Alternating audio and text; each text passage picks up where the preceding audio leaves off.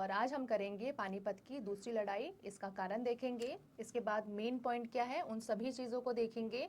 और ये हमारी बैटल की सीरीज़ में 4th वीडियो है। इससे पहले हमने किया है प्लासी का युद्ध, उसके बाद हमने कवर किया था बक्सर का, और लास्ट जो हमारी वीडियो थी उसमें हमने किया है पानीपत की पहली लड़ाई। और उसी सीरीज़ में आज हमारी वीडियो है 4th, और ये होगी पानीपत की दूसरी लड़ाई।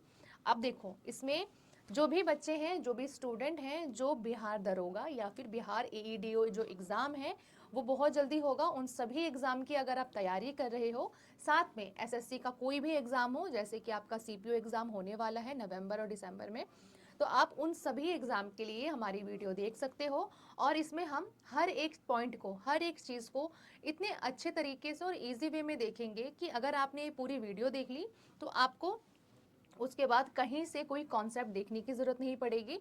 आपका जो पूरा कॉन्सेप्ट की जो क्लैरिटी है वो इसी वीडियो से हो जाएगी। एमसीक्यू लाइक आप बन जाओगे, यानी कि आपके एग्जाम में कैसे भी घुमा के भी क्वेश्चन दे आप, अगर आपने हमारी पूरी वीडियो देख ली अच्छे से, लेकिन फोकस होकर देखी, तो आप एमसीक्यू का जो भी क्वेश्चन है वो सभी दे सकते हो। अब चाहे वो मॉडरेट हो या फिर नॉर्मल हो या फिर वो हाई लेवल का हो, वो सभी आप इतने एबल हो जाओगे। और हम सभी चीज़ों को कवर करते हुए चलेंगे। और आज की वीडियो में जो मैंने आपको बताया पानीपत की जो दूसरी लड़ाई है, सबसे पहले उसको देख लेते हैं कि ये तो हम हुई क्यों। अपनी वीडियो स्टार्ट करते हैं, बैकग्राउंड देखेंगे। और बैकग्राउंड इंपॉर्टेंट क्यों है, क्योंकि देखो, कोई भी युद्ध होता है, कोई भी लड़ाई होती है, तो सबसे पहले बैकग्राउंड में कुछ चीजें ऐसी होती हैं जिसकी वजह से वो लड़ाई होती है। तो सेम यहाँ पे कारण क्या बनी, जो पानीपत की दूसरी लड़ाई है वो देख लेते हैं। सबसे पहले है पीछे की कहानी क्या है, मतलब कि युद्ध से पहले क्या क्या चीजें घटना घट चुकी थी। सबसे पहली घटना तो क्या घटी थी, जो मुगल साम्राज्य का जो संस्थापक था बाबर, वो उसने 1526 में पानीपत की पहली लड़ाई उसने लड़ी थी। और उसने दिल्ली सल्तनत के जो आखिरी सुल्तान है इब्राहिम लोदी, उसको मारा, उसको हराया, और अपना जो नया साम्राज्य है, जो अपना मुगल वंश है, उसकी स्थापना कर दी दिल्ली की गद्दी पर, जिसके लिए वो आया था इंडिया में।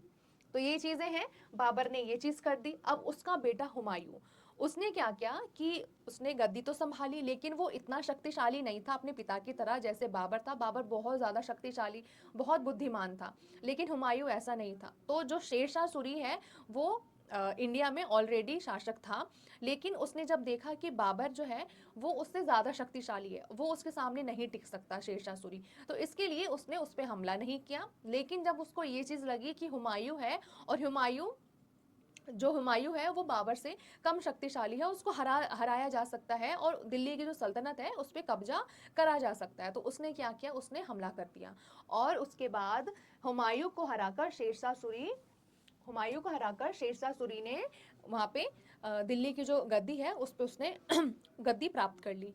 लेकिन हुमायूं जब पहली बार शेरशाह सूरी से हारा तो वो डर गया था, वो इंडिया छोड़कर वो चला गया, यानी कि भारत छोड़ के वो बाहर चला गया।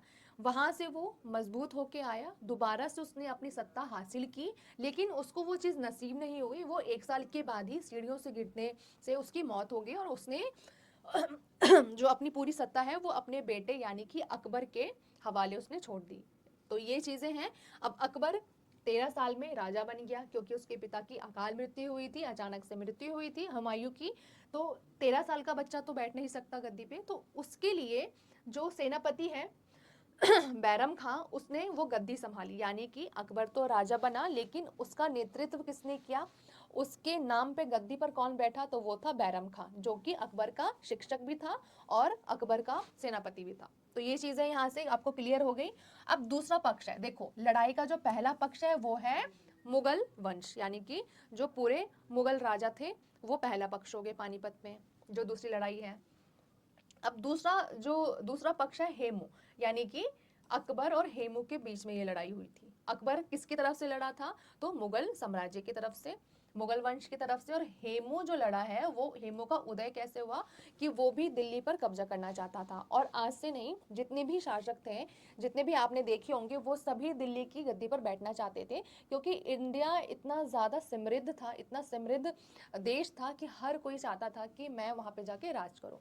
तो सेम जो हेमू है वो चाहता था कि दिल्ली की गद्दी पर बैठे। उसने भी जब देखा, जैसे शेरशाह सूरी ने देखा था, उसने भी एनालाइज किया कि हुमायूं था, हुमायूं को शेरशाह सूरी ने हराया, लेकिन जब हुमायूं वापस आया तो उसने शेरशाह सूरी को हराया था और वो गद्दी पर बैठा।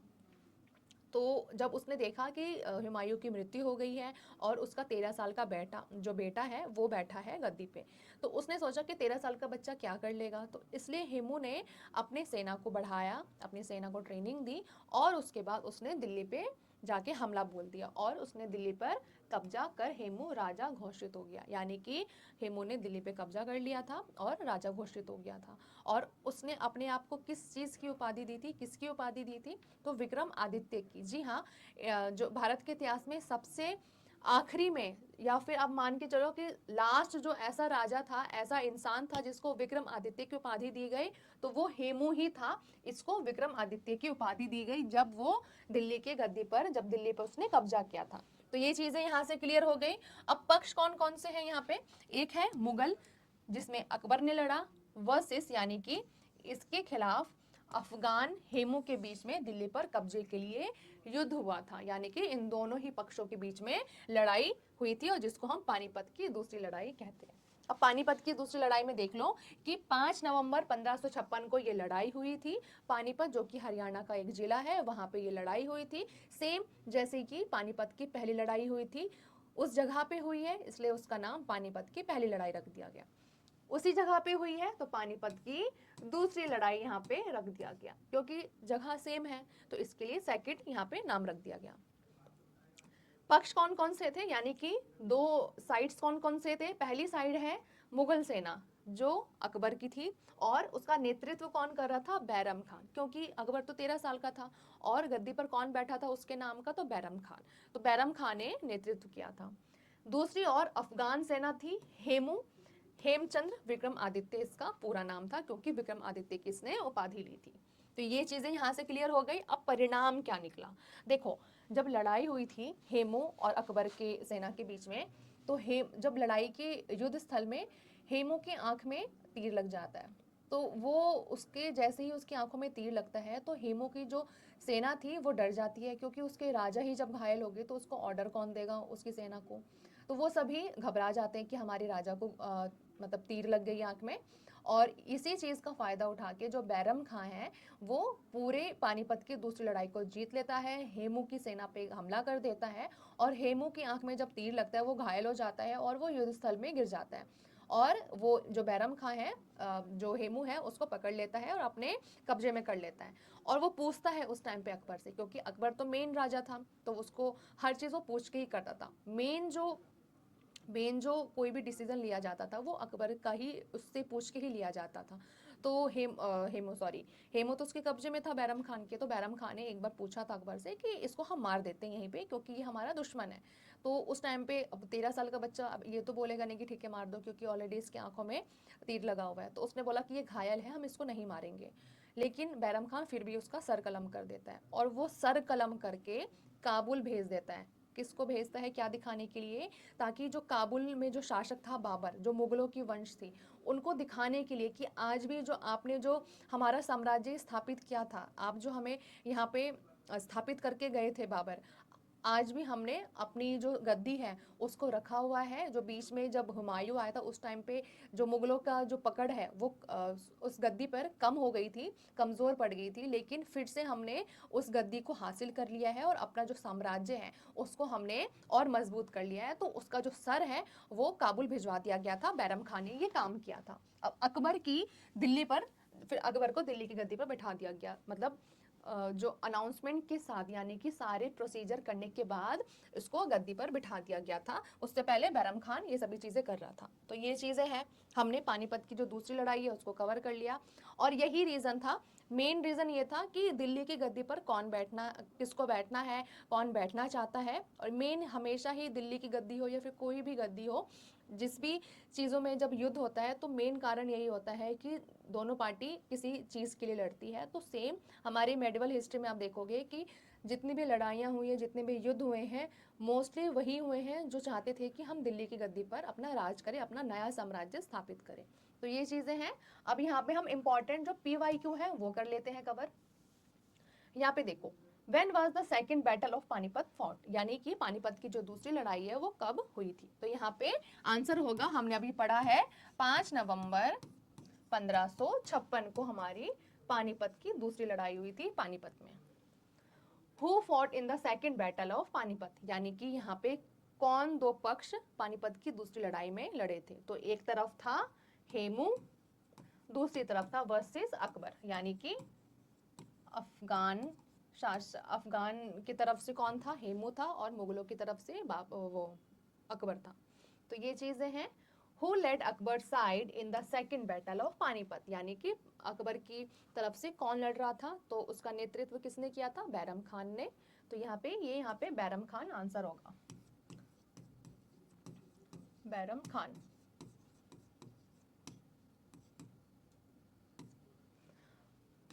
फोर्थ है, what was the Hemu given during the second battle of Panipat, यानी कि पानीपत की दूसरी लड़ाई में जो हेमू है उसको क्या मतलब तख्त पहनाया गया था, यानी कि कौन सा तख्त पहनाया गया था, यानी कि विक्रमादित्य की जो उपाधि है वो इसको दी गई थी। तो यहाँ से ये विक्रमादित्य की उपाधि ले लेता है।